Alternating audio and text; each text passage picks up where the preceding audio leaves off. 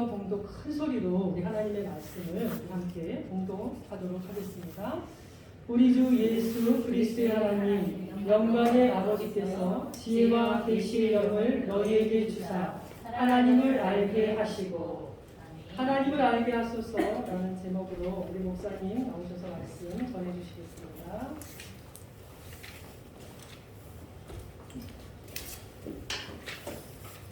네, 2022년 첫 번째 주일 여러분과 함께 하나님 앞에 예배드리게 되어 기쁘고 그리고 또한 감사합니다. 오늘 저희가 하나님을 알게 하소서라는 제목을 가지고 함께 하나님 앞에 나아가는 시간 갖도록 하겠습니다. 사람들은 보통 자기 자신을 어떻게 이해하고 그리고 또한 인정하느냐에 따라서 그에 따른 행동들을 하게 되어집니다.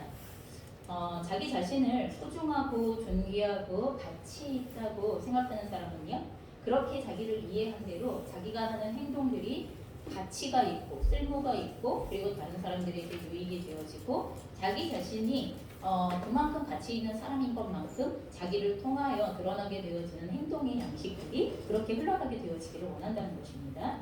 반면에 자기를 아무 쓸모없고 가치 없는 존재라고 이해하는 사람들은요, 아유, 뭐 그냥 살면 되지 이런 생각을 가질 수밖에 없다는 거예요.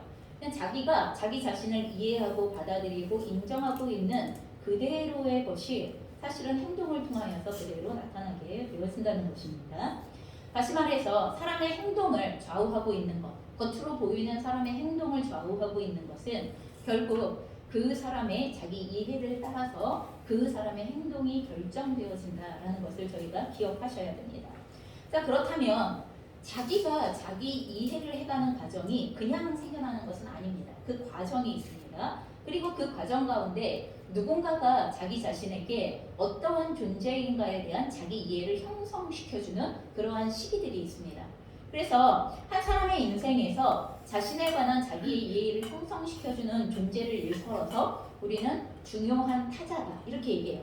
타인은 타인인데 나에게 아주 중요한 영향력을 끼치는 것을 통하여서 내가 어떤 사람인가에 대해서 각인할 수 있게 해주는 이러한 사람을 중요한 타자다 이렇게 부르게 되어집니다.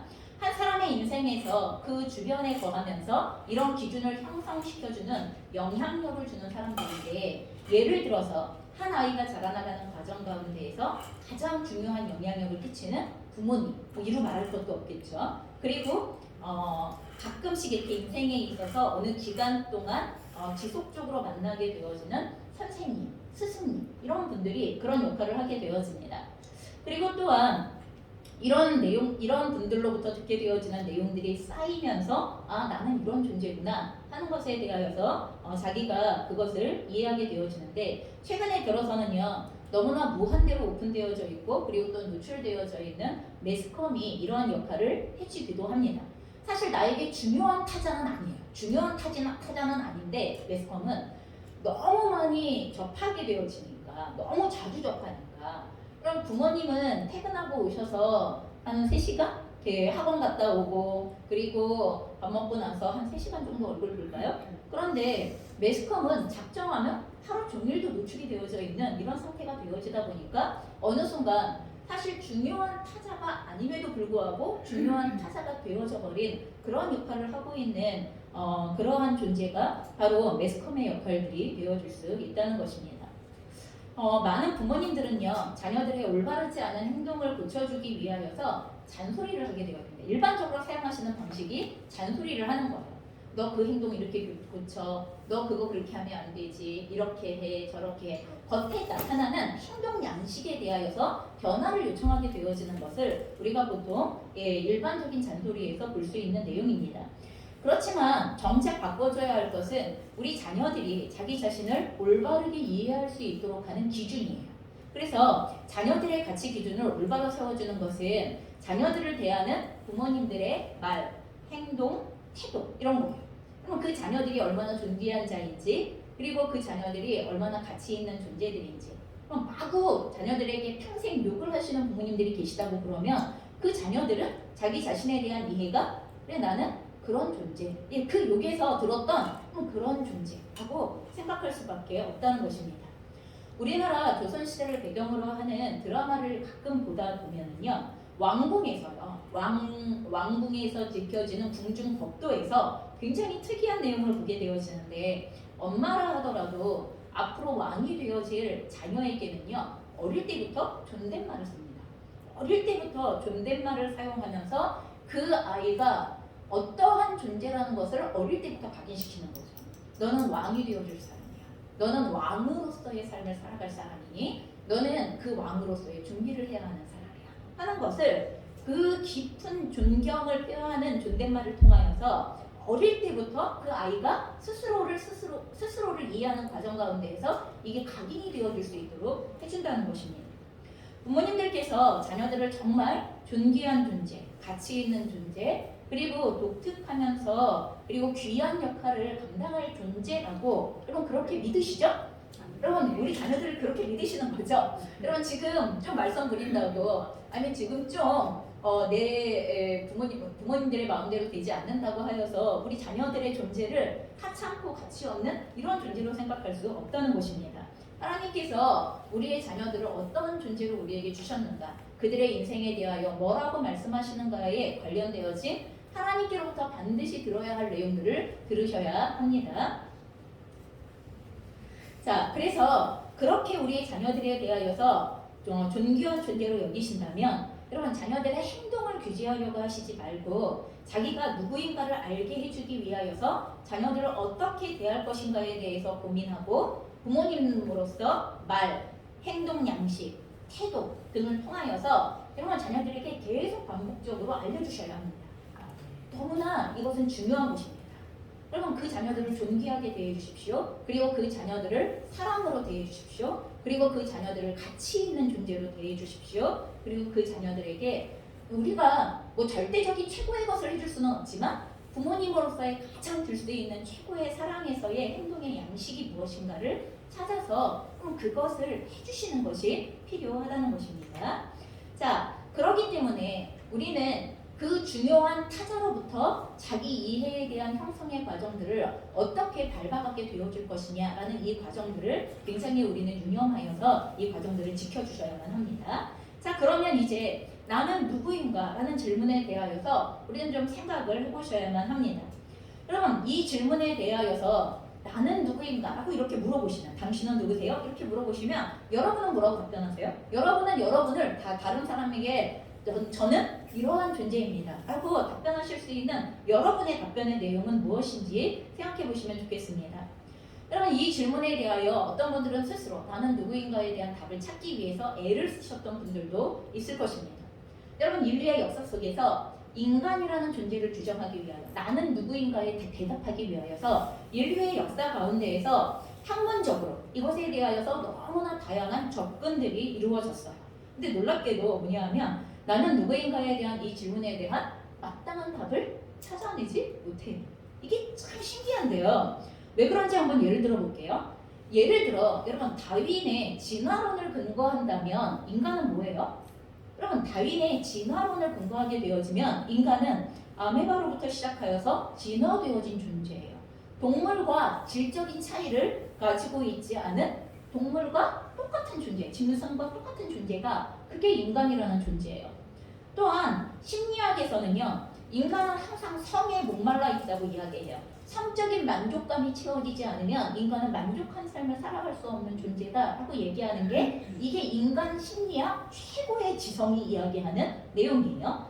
대학교 다니셨던 분들은 아니면 상식적으로 아니면 우리가 주변에서 이런 내용들에 대하여 한 번이라도 들어보셨던 분들은 이 심리학이 추구하고 있는 내용들을 잘 한번 생각해 보시면 좋겠어요. 경제학의 경우 예를 들어 칼 막스라는 그 경제학자가 이야기하는 인간은 철저하게 인간은 물질에 의하여서 좌우가 되어지는 존재다라고 이렇게 이야기를 합니다. 또한 실존주의 철학에서 인간은 무의미하게 그저 이 세상에 그냥 있기 때문에 존재하는 거예요. 아무 의미가 없어요. 그냥 이 세상에 있기 때문에 존재하는 거예요. 삶의 의미와 목적이 무엇인지 모르고 그저 그냥 존재하기 때문에 있는 거예요. 이게 실존주의 철학이 인간의 존재에 대해서 언급하고 있는 내용입니다. 결국 인간이 가장 고상하다고 여기는 학문적인 접근을 통하여서 규정되어진 인간은요. 짐승 같은 존재이고 언제나 성적으로 목말라 있는 존재이고 돈이라면 사족을 못 쓰는 존재이고, 그리고 이 땅에서 왜 존재하는지도 모르고 살아가는 존재. 여러분, 이게 인간의 학문의 최고적인 내용들을 종합적으로 모아놓은 내용이, 여러분, 인간에 대한 내용이 이거예요. 여러분, 당신은 누구입니까? 라고 이렇게 물어볼 때 저는 이런 존재입니다. 여러분, 누가 당신에 대하여서, 여러분에 대해서 당신은 이런 존재예요 이렇게 얘기하면 여러분 만족스러우세요? 그렇죠, 저는 이런 존재예요. 여러분 만족스러우세요?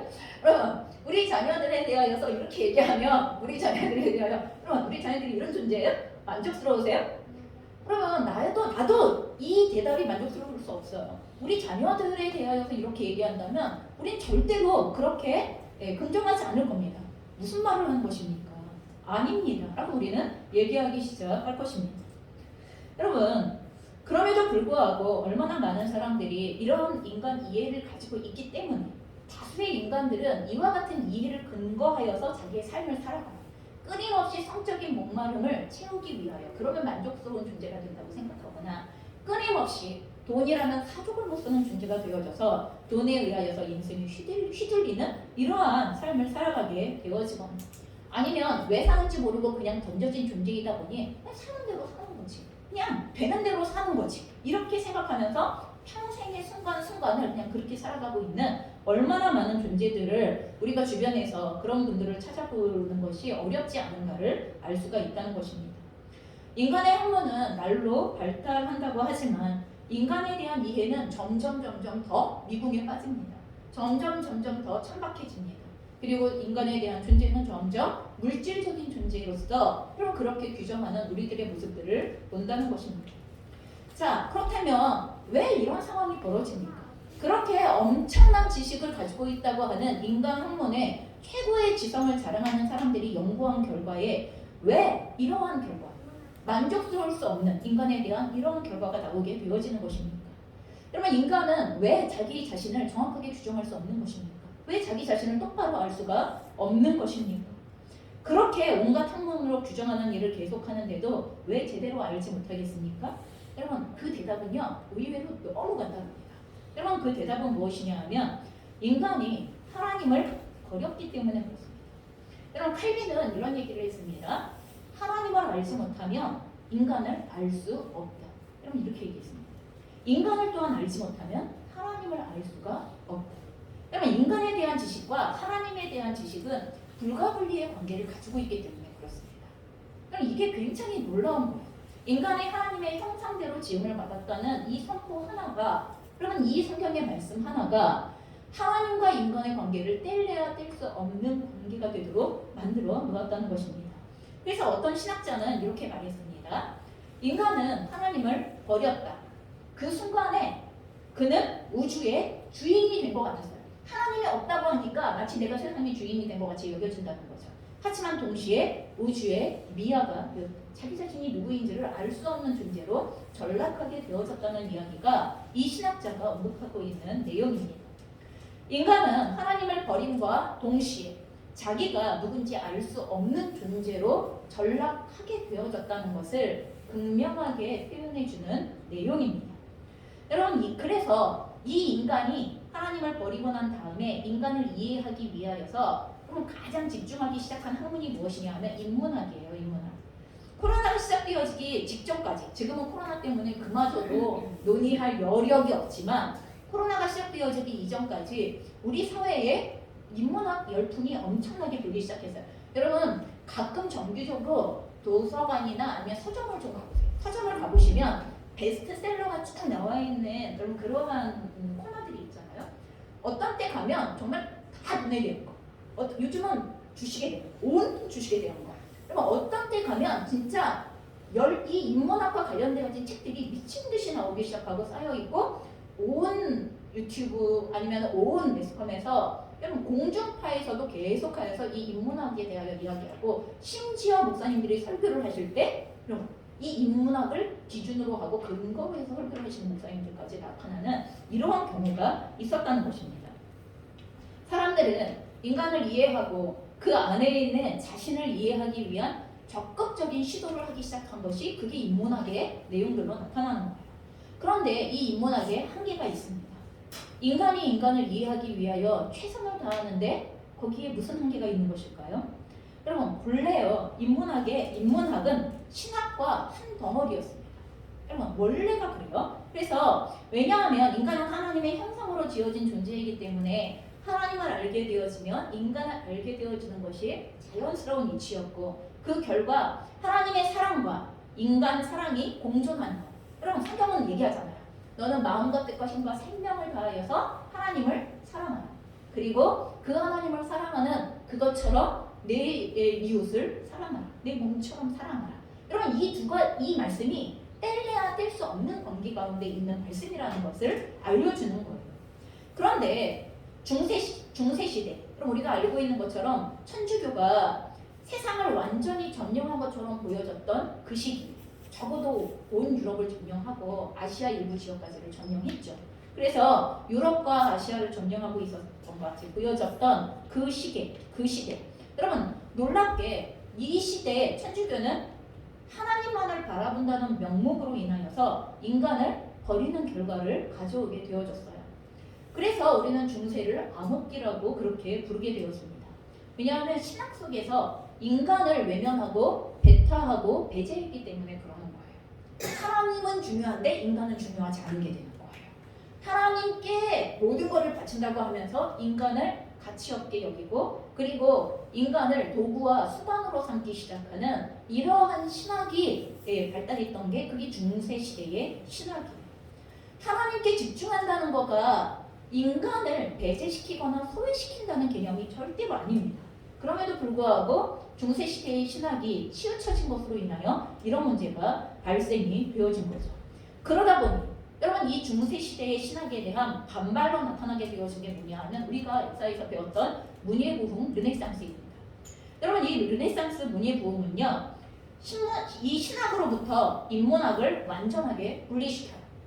그래서 신학의 중심 가운데 있었던 것을 모든 게 사람 중심으로 바꾸기 시작해요. 모든 게 사람 중심으로 바뀌어야 한다고 생각하고 모든 것 가운데는 사람이 제일 중요해요. 그럼 이렇게 보기 시작하는 그 운동이 시작이 되어진 거죠. 그래서 점점 신학으로부터 인문학은 분리하게 되어지고 그리고 신학과 인문학은 대립하게 되어지면서 인문학은 점점 하나님을 버린 세속화의 길로 걸어가게 되었습니다. 이게 인문학이 가지고 있는 한계예요. 인문학 속에는 신학이 더 이상 존재하지 않는다는 것입니다. 인간의 안에서 무엇인가를 찾으려고 하다 보니까 여러분 인간이 인간을 바라보는 수평적인 시각만으로는요 인간에 대한 답을 찾을 수가 없게 되어진 거예요. 그래서 아까 우리가 얘기했었던 진화론적으로 심리학적으로 철학적으로 그러면 그런 문제들 그런 관점에서의 인간에 대한 이해가 나타나게 되어지는 것입니다. 결국 하나님을 부정하게 되어진 인간은요 자기 자신을 잃어버리게 된 것입니다. 여러분 내가 누구입니까? 라는 질문에 답할 수 있는 존재들은 너무나 감사한 것입니다. 이게 얼마나 귀하고 감사한 일인지 모릅니다. 자기 자신이 누구인지 잃어버린 사람에게 있어서 이것보다 더 슬픈 질문은 없습니다. 여러분 예전에 그런 일이 있었어요. 2차 세계대전이 끝나고 나서 2차 세계대전 일본에 포로가 되어졌었던 다른 나라에 그 포로들이 있었어요. 네, 그 전쟁을 치르다가 끌려가게 되어진 거죠. 근데 전쟁을 치르다가 끌려갔는데 고문이 너무 심하니까 그 끌려가고 난 상태에서 너무 고문이 심하다 보니까 이게 정신질환을 일으키기 시작해서 기억 상실증에 걸린 그러한 사람들이 생겨나게 되어진 거예요. 그래서 전쟁이 끝나고 고국으로 이게 포로 교환이 있으니까 고국으로 돌아오기는 됐어요. 그런데 프랑스에서 어떤 일이 있었냐 하면 이 집으로 돌아가고 가정으로 돌아갈 가족이 있고 가족을 찾은 장병들은 다 돌아갔어요. 그런데 그 기억을 잃어버린 장병들은 자기가 누구인가를 잃어버린 거예요. 자기가 누구인가를 어떤 상황 가운데에서도 기억할 수 없는 상황이 된 거예요. 국가가 고민했어요. 프랑스가 이것에 대하여 어떻게 할 것인가, 이 청년들을 어떻게 할 것인가, 어떻게 해줘야 되는 것인가.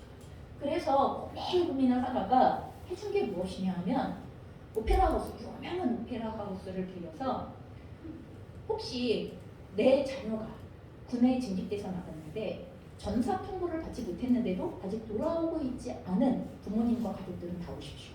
이렇게 연락을 했어요. 그리고 나서 그 자리에 모인 가족들 앞에 그 기억을 잃어버린 사람 한 명씩을 이렇게 패션쇼 하듯이 그 사람을 소개하는 거예요. 근데 뭐라고 소개할 수가 없잖아요. 누군지 모르니까 뭐라고 소개할 수 없으니까 그냥 그 오페라 하우스에 그 사람을 덩그러니 서 있게 하는 거죠. 서 있고 그 사람은 자기를 그 순간에 누가 알아봐 주기를 바랄 수밖에 없는 거예요. 누가 못 알아봐 주면 자기는 평생 자기가 누구인지 모르는 상태에서 자기의 삶을 자기가 알 수 없는 상태에서 살아갈 수밖에 없는 상황이 되어지는 거예요. 시간이 한 명이 지나가, 두 명이 지나가면서 그 오페라 하우스는 통곡받아요. 장병들은 장병들대로 가족과 내가 누구인가를 찾을 수 없다는 것 때문에 여기 있어. 그리고 앉아있었던 분이 그 아들 같은, 그 자식 같은 청년들이 내 자식이 아닌 것은 알지만 그 청년들이 살아갈 날들에 대해서 너무 고통스럽고 미안하고 그리고 혹시 내 자식이 있을까? 내 자식도 어디서 저러고 있지 않을까? 이런 마음 때문에 온통 통곡하는 거죠. 그럼 이게 얼마나 슬픈 일인지 우리는 자기 자신을 잃어버린다는 것, 자기 자신이 누구인가를 모른다는 걸 너무나 쉽게 생각하지만 그건 인생 송두리째가 날아가는 거예요. 여러분 우리가 내가 누구인가를 알고 살아가는 존재인가? 내가 누구인가를 모르고 살아가고 있는 존재인가? 하는 이것에 대하여서 깊이 생각을 좀 해보셔야만 한다는 것입니다. 여러분 그렇기 때문에 바울이 오늘 에베소 교회를 위하여서 기도하면서 첫 번째 기도한 것이 오늘 우리가 읽었던 본문의 내용인 거예요. 나를 알기 위하여 누구를 알아야 한다는 거예요? 나를 알기 위하여 하나님을 알아야 한다고 그렇게 얘기하는 거예요. 내가 누구인가를 올바로 알기 위하여서 하나님을 알아야만 한다고 얘기하는 거예요. 우리 주 예수 그리스도의 하나님 영광의 아버지께서 지혜와 계시의 영을 너희에게 주셔서 하나님을 알게 하시고 여러분 이게 얼마나 중요한 기도의 제목이었으면 바울이 에베소 교회를 향하여서 기도하는 첫 번째 내용 가운데 그 성도들을 위하여 하는 기도 가운데 첫 번째가 이들이 하나님을 알게 하소서라고 이렇게 기도하고 있다는 것입니다.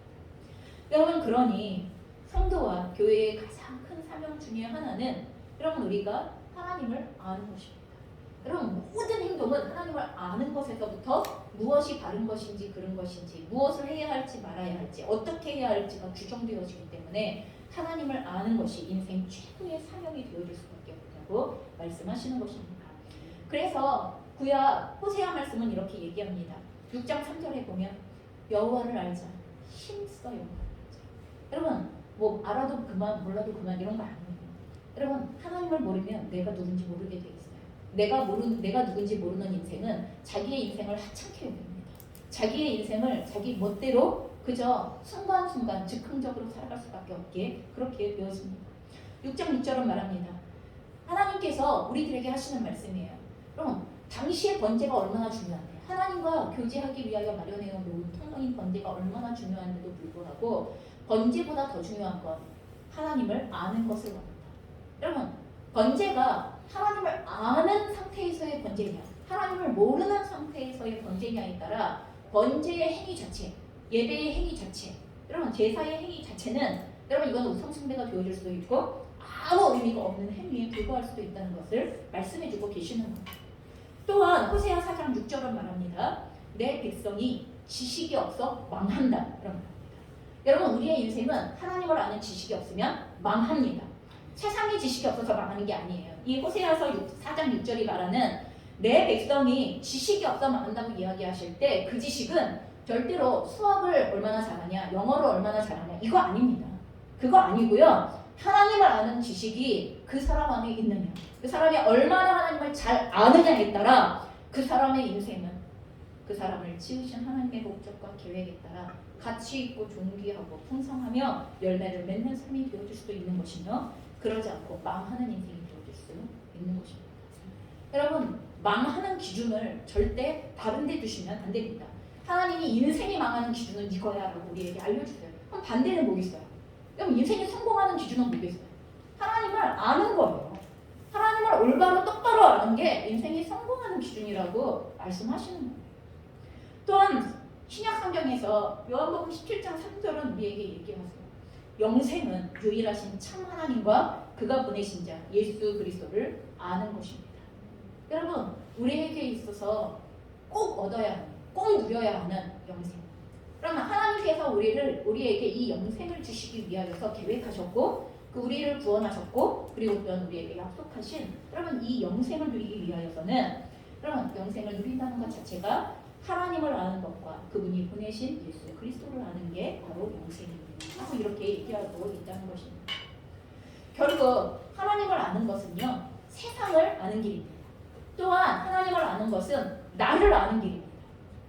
나아가 하나님을 아는 것은 내가 어떻게 살아가야 하는가에 관련되어져 있는 여러분 그 놀라운 지식을 아는 것입니다. 또한 축복과 영생의 길을 아는 것입니다. 하나님을 아는 삶 안에, 하나님을 아는 것 안에 우리의 인생의 전체가 담겨져 있다는 것을 기억하셔야 합니다. 그리고 하나님을 아는 것은 절대로 인간의 지식이나 인간의 노력, 혈과 육으로 되는 거 아닙니다. 그럴 수 있으면 너무 좋겠는데 그게 그렇게 되어지지 않습니다. 내 힘으로 알 수 있는 게 아니라 뭐라고 말씀하십니까? 오늘 아까 우리가 읽었던 본문에서 하나님께서 지혜와 계시의 영을 주셔야 한다고 그렇게 말씀하십니다. 하나님께서 지혜의 영을, 계시의 영을, 여러분 지혜의 영은 무슨 말인지 아시겠는데, 여러분 계시의 영은 뭡니까?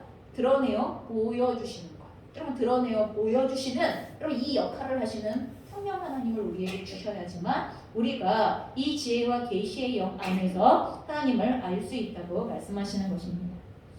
그래서 하나님께서는 하나님 알기를 사모하는 자들에게 지혜와 계시의 영을 주셔서 반드시 자신을 나타내어 주십니다. 그래서 우리의 최고의 기도의 제목은 무엇이어야 하냐 하면 하나님을 더 알기 원합니다. 하나님을 더 알게 하소서. 여러분 이게 20년에 하나님 앞에 첫 번째로 드려야 할 기도의 제목이 된다는 것입니다. 여러분 이렇게 하나님을 안다는 말은 교리적인 것을 넘어서서 친밀한 만남과 교제를 통하여서 그 깊이와 내용을 더 알게 되어지는 것을 의미하는 것입니다. 하나님은 우리와 어제 만났기 때문에 다 알아요? 하나님을 어제 만나셨기 때문에 하나님을 다 아세요? 저는 하나님을 완벽하게 알아요. 여러분 이러시는 분 있으세요? 저에게 좀 가르쳐 주세요. 아무도 없어요. 여러분 절대로 우리는 그럴 수 없어요. 우리가 하나님을 더 사랑함으로 더 깊이 만날수록 우리는 그 하나님의 사랑의 깊이를, 그 은혜의 넓이를 더 넓고 더 깊게 대면하게 되어지면서 하나님이 정말 이러신 분이셨구나 라는 걸, 여러분 신앙생활을 하고 10년이 지나도 새로우시죠? 신앙생활을 하고 20년이 지나도 새로우시죠? 여러분 다 안다고요? 절대로 그럴 수 없습니다. 더 깊어지고 그리고 더 온전하여지는 하나님을 아는 삶 가운데로 나아가게 되어지는 것입니다. 그런데 우리의 주변에는 놀랍게도요, 진짜 하나님이 아닌 가짜 하나님을 섬기는 사람들도 많습니다. 그래서 이런 말이 있어요. 하나님의 숫자는 사람만큼이나 많다. 그럼 이런 말이 있어요. 하나님의 숫자가 사람의 숫자만큼이나 많대요. 그럼 무슨 말이냐 하면 사람들에게 100주를 주고 당신이 아는 하나님에 대해서 써보세요 라고 이렇게, 아마 제가 여기 있는 열 몇 분도 안 되는 우리에게 주면서 써보세요 아마 이렇게 얘기한다면 여러분 각자가 쓰신 하나님의 내용은 다 다를걸요? 아마 다 다를 거예요. 그래서 어거스틴은 이런 말을 했습니다. 세상의 모든 사람들, 야만인과 도둑들도 자기 나름대로의 하나님을 섬긴다. 이게 되게 웃긴 말이죠. 하나님이 없다고 얘기하는 무신론자들을 제외하고는 대부분의 모든 사람들은 하나님을 섬겨요. 그런데 그 하나님은 성경의 하나님이 아니라 자기가 상상한 하나님입니다. 그러므로 성경에 계시된 인격적인 하나님을 섬기지 않으면 하나님이라는 이름을 가진 우상을 섬기게 된다. 여러분 하나님 앞에 기도하시죠? 근데 여러분 기도하는 대상이 진짜 하나님 맞아요? 그럼 내가 만들어낸 또 다른 신을 하나님이라고 부르고 있는 거 아닌가요? 그럼 지금 이 문제가 굉장히 중요한 문제라는 것을 얘기하는 것입니다. 각 사람마다 하나님을 자신이 아는 방식으로 이해하기 때문에 교회 안에 많은 사람들도 하나님에 대한 오해가 있어요. 그렇죠? 하나님에 대한, 하나님이 날 사랑하시니까 모든 걸 잘 되게 해주실 거야. 내 기준에서 모든 걸 잘 되게 해주실 거야. 여러분 그걸 잘 안 되게 해주시면 하나님 실족했어요 이렇게 되는 거죠. 여러분 하나님 앞에 실족했다고 하는 말, 하나님 앞에 상처받았다고 하는 말, 그럼 그 말의 대부분은 하나님 하나님을 올바로 받아들이지 않았고 하나님에 대한 올바른 지식이 없기 때문에 나타나는 경우가 대부분입니다. 그런데도 계속 하나님 앞에 실족했어요. 더 이상 교회를 나가지 않겠어요. 여러분 이런 얘기를 하는 경우가 많습니다. 그래서 내가 기대하는 하나님과 진짜 하나님께서 다르기 때문에 내가 원하는 대로 해주시지 않는 하나님에 대하여서 우리는 실족하는 것이 아닌가, 나는 혹시 그렇게 실족하고 있는 것은 아닌가, 한번 내가 경험했었던 실족의 내용들을 생각해 보셨으면 좋겠습니다. 그러니 우리는 성경에 계시된 하나님을 바르게 아는 것이 중요합니다. 또한 교회에 나오는 성도들에게 하나님의 어떤 분이신가를 올바로 알려주는 것, 성경의 하나님을 알려주는 것, 이게 교회가 해야 할, 성도들에게 해야 할 가장 중요한 일이라는 것을 결코 교회는 놓쳐서는 안 된다는 것입니다. 여러분 교회에 왔는데 주식 잘하는 법 배우겠어요? 여러분 교회에 왔는데 아이들 잘 키우는 법 배우겠어요?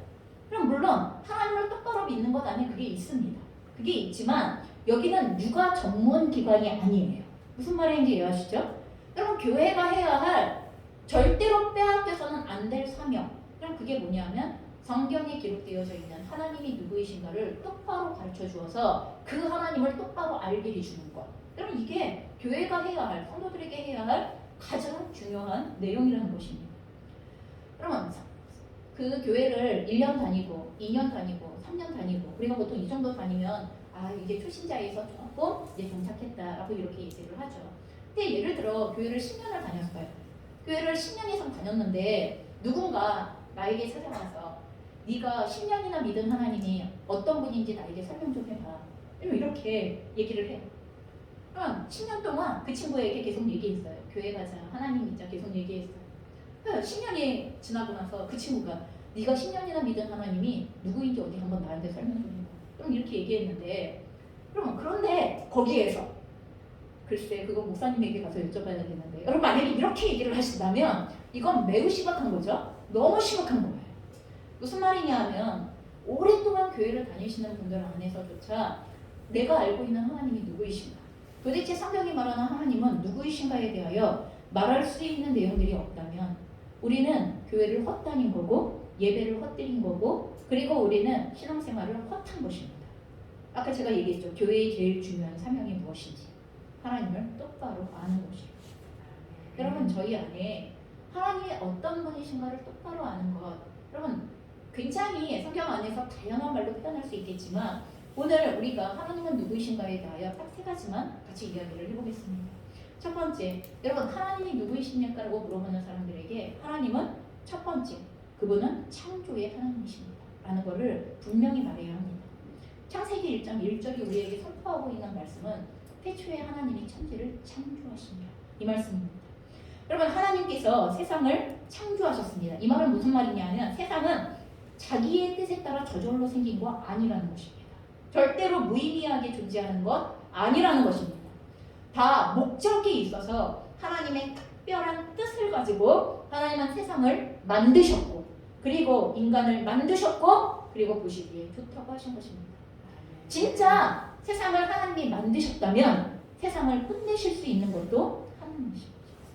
그래서 하나님은 나는 알파와 오메가가 된다고 하나님은 강력하게 말씀하시는 거예요. 내가 처음이고 내가 마지막이다. 하나님의 계획대로 지어진 세상이라면 하나님의 목적이 끝났을 때 그 세상이 끝나는 건 너무나 당연하다는 것입니다. 여러분 그 안에 있는 인간을 지으셨죠. 창조의 모든 세계를 지으신 것처럼 나를 지으셨고 여러분들을 지으셨습니다. 천지를 창조하신 목적과 다르지 않습니다. 하나님의 놀랍고도 너무나 귀한 뜻이 있어서 우리를 창조하셨어요. 이 땅에 아무런 목적 없이 이유 없이 가치 없이 그렇게 태어난 존재는 한 명도 없다고. 그렇게 만드신 우리를 보시면서 하나님이 보시기에 좋았더라, 심히 좋았더라고 말씀하셨던 하나님의 마음을 잊지 않으셨으면 좋겠습니다. 이 창조의 위대함을 인간은 흉내낼 수 없습니다. 지금 그런 과학기술이 최고로 발전되어진 시대잖아요. 그렇죠? 과학기술의 성장이 가장 극대치, 그렇죠? 이번 우리가 살고 있는 지금만큼 과학이 발전했던 때가 있나요? 그런데 여러분 이렇게 발전되어진 과학기술을 가지고 포탄송이를 그냥 만들 수 있나요? 그러면 있는 것으로부터 다시 만들어내는 거 말고 새롭게 창조하는 것을 할 수 있나요? 코스모스 한송이를 만들어내는 것이 가능한가요? 하물며 인간을 만들어내는 게 복제 인간 만든다고요? 그럼 복제 인간이 인간이에요?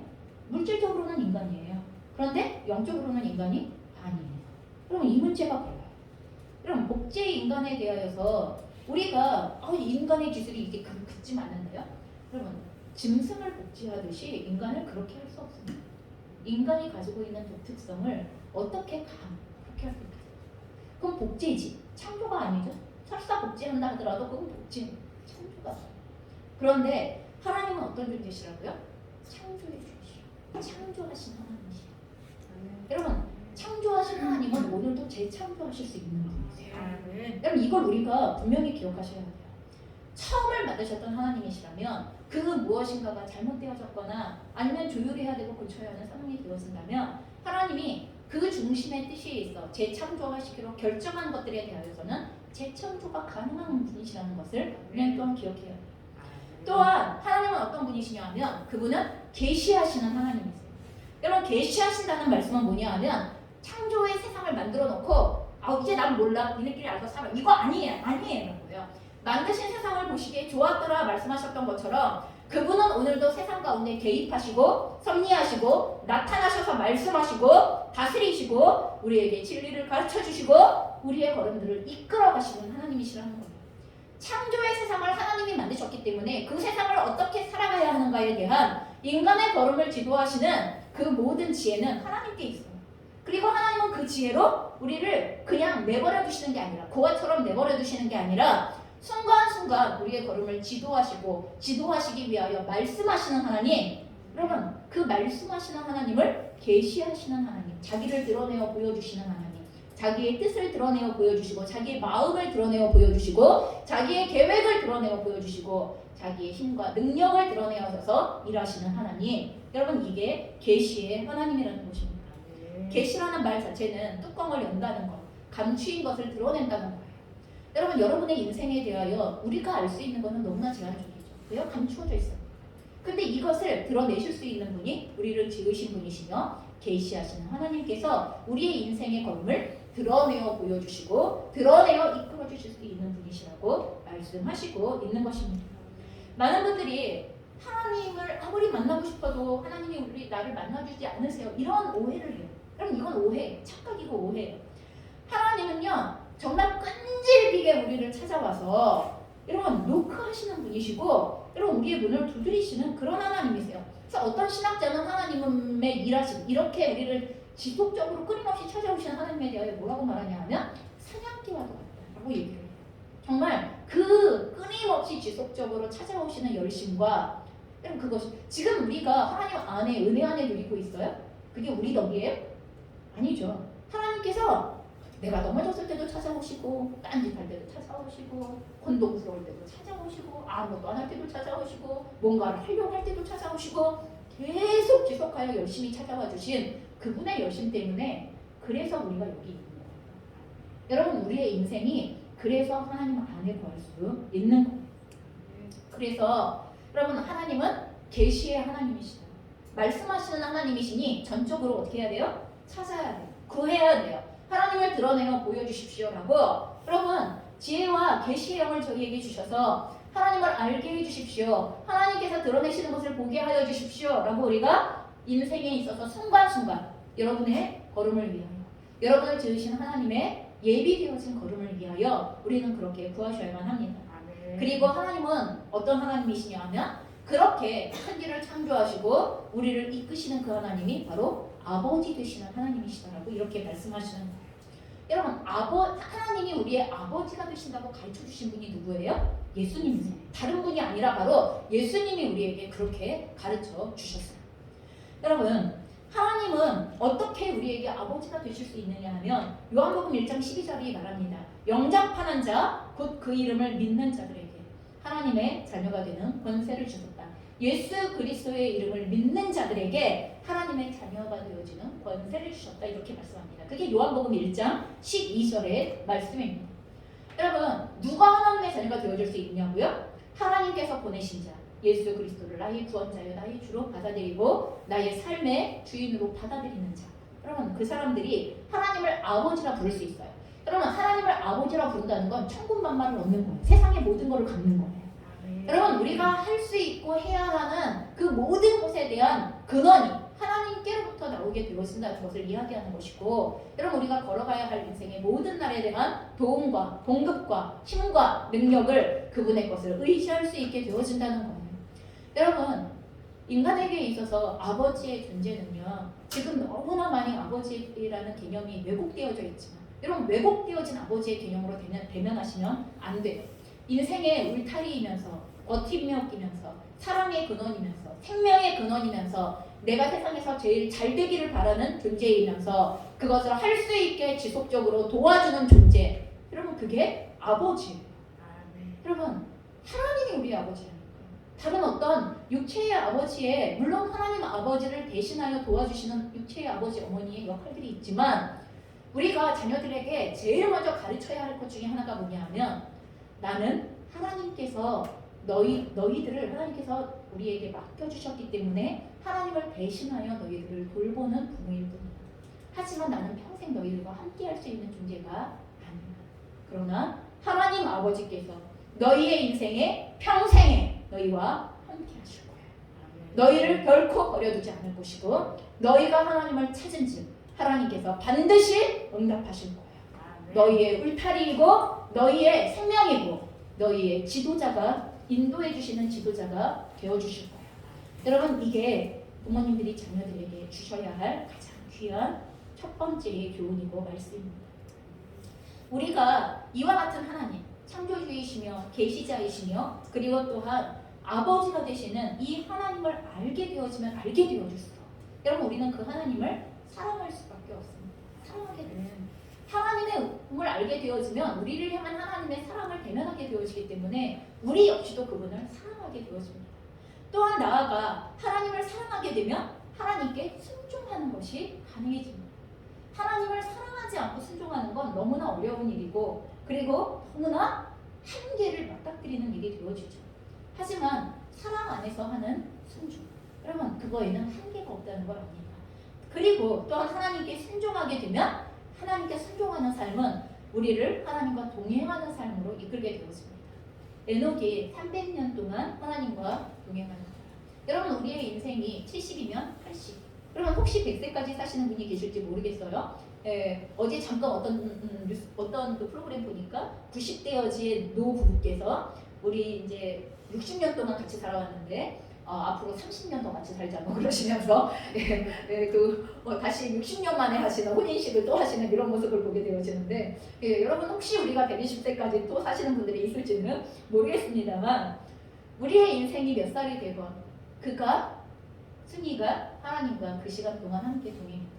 여러분 이게 하나님 앞에서 우리가 인정받아야 할, 들어야 할 가장 귀한 내용이라는 것입니다. 여러분 이렇게 하나님을 잘 알아가기를 원하십니까? 하나님을 가장 잘 알아가기를 원하실 때 하나님을 잘 알아갈 수 있는 첫 번째 방법이 뭐냐 하면 그게 예배예요. 여러분 예배입니다. 예배하는 시간이 하나님이 자신을 우리에게 드러내어 보여주시는 시간입니다. 여러분 예배에는 대화가 이루어집니다. 찬양과 기도가, 우리들의 찬양과 기도가 하나님께 올라가죠. 그리고 또한 하나님의 말씀과 축복이 우리에게 내려옵니다. 여러분 예배는 하나님과 우리의 사이에 진행되어지는 대화입니다. 여러분 그리고 이 대화 안에 하나님은 반드시 자기의 자신을 우리에게 가장 정확하게 드러내어 보여주십니다. 근데 문제는 뭐예요? 예배를 올바르게 드리는 거죠. 진짜 이 예배를 통하여 하나님을 뵙기 원해요. 하나님의 마음을 알기 원해요. 하나님의 뜻을 알기 원해요. 저를 향한 이끄심을 알기를 원해요. 하나님의 도우심을 얻기를 원해요. 하나님의 공급하심이 필요해요. 하나님 지혜가 필요해요. 여러분 우리가 이와 같은 간절함을 가지고 예배 가운데로 나아가기 시작할 때 예배만큼 하나님을 잘 알 수 있는 지름길은 없습니다. 만일 그래서 우리는 예배의 삶이 무너져 있는가? 여러분 예배의 삶이, 그 사람의 예배의 삶이 무너져 있을 때 우리가 걱정을 하는 이유는 단지 교회를 나왔다 나오지 않았다는 문제 때문에 걱정을 하는 게 아니에요. 그게 아니라 그 사람이 하나님과 올바른 관계에 하나님을 알아가는 길이 멈췄겠구나, 아니면 정체되어졌겠구나, 아니면 끊어졌겠구나, 단절되어졌겠구나, 하나님께서 자신을 드러내어 보여주실 수 있는 그 삶을 살아가고 있지 않겠구나. 그럼 이게 이게 안쓰럽기 때문에 안타깝기 때문에 예배에 오지 않을 때 염려하기 시작하는 거고 걱정하기 시작하는 모습이 나타나는 것입니다. 여러분 2022년 저희는 예배를 세우기로 결정했습니다. 하나님 앞에 한 사람 한 사람의 성도가 진정한 예배자가 되어지기로 결정했습니다. 준비된 마음으로 미리 와서 하나님 앞에 기도하며 또한 하나님 앞에 만나달라고 간절히 의뢰하며 여러분 그렇게 하나님께 나아가는 것들을 배우셔야만 합니다. 여러분 만일 그날 하나님을 못 만나고 가는 것 같으면 예배가 끝나고라도 하나님 왜 오늘 저를 만나주시지 않는 거예요? 라고 여러분 우리가 하나님 앞에 붙들고 늘어져야 됩니다. 전심으로 그러셔야 됩니다. 여러분 올해 예배가 살아나면서 하나님을 알게 되어지는 삶이 풍성하여지게 되어지고 하나님을 아는 삶이 풍성하여짐을 통하여서 내가 누구인가를 발견하게 되어지고 나의 인생의 목적과 나를 부르신 그분의 부르심 가운데로 전심을 다하여 날려나가는 또한 그 열매를 맺히게 되어지는 2022년이 되어지시기를 주님의 이름으로 축원합니다. 같이 기도하시겠습니다.